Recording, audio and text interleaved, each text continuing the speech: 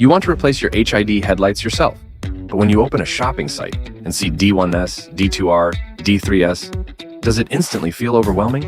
Today, in just 3 minutes, we'll break down this complicated HID bulb naming system. After watching, not only will you avoid buying the wrong bulb, you might even teach your mechanic a thing or two. First, HID stands for High Intensity Discharge. Instead of using a filament, it produces light through a high-voltage arc that excites gas. To power an HID bulb, a ballast is required to provide high-voltage startup and stable current. These HID bulbs are named using 3 characters, like D1S, D2R, D3S, D4R. D stands for discharge. So what do the numbers 1, 2, 3, and 4 mean? Here's a quick way to tell. Odd numbers have a built-in igniter, while even numbers use an external igniter.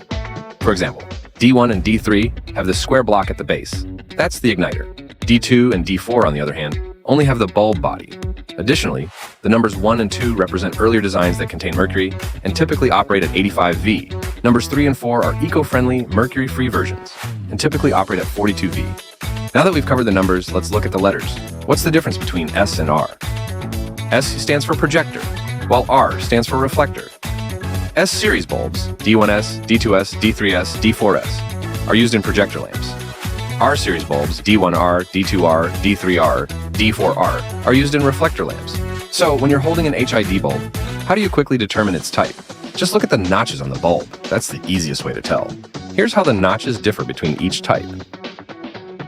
HID used to be standard on high-end cars, but with fast-growing LED technology, it's now being replaced. A lot of people are switching from HID to LED, but if you're thinking about upgrading too, there are a few things you definitely need to watch out for. First, some LED bulbs are not plug-and-play and may require wire cutting and modification. In those cases, you might need tools like a soldering gun and T-taps. Second, check if the ballast is compatible with your vehicle. For example, this Lasfit D2 LED bulb is only designed to replace HID bulbs that use Matsushita Panasonic 3rd and 4th generation ballasts, as shown here, such as 2003 to 2008 Nissan 350Z, 2003 to 2007 Infiniti G35 sedan, etc. Now you know how HID bulbs work, how to identify them, and what to watch out for when switching to LED.